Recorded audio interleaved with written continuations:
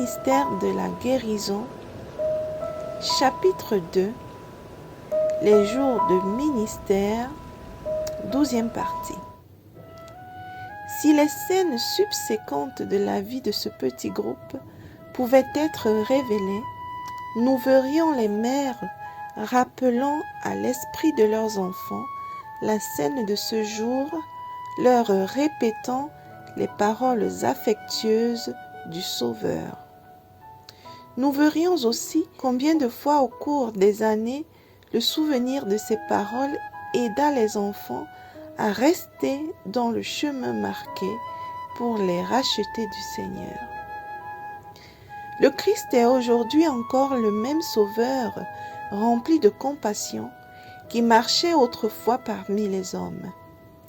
Il vient tout aussi sûrement à l'aide des mères maintenant que lorsqu'il prenait les enfants de Judée dans ses bras.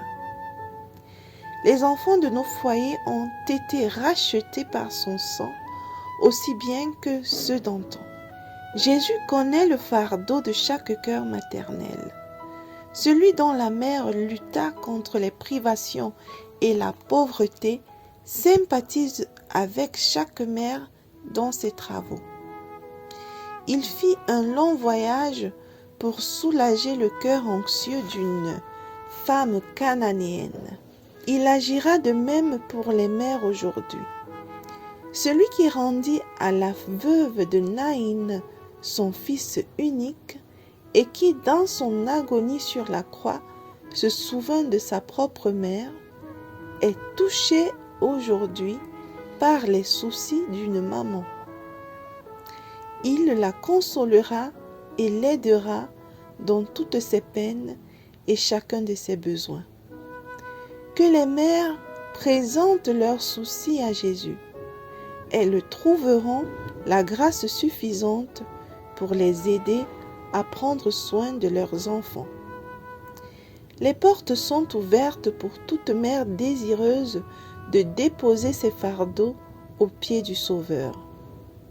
Il a dit: « Laissez venir à moi les petits enfants et ne les en empêchez pas. » Marc 10, au verset 14.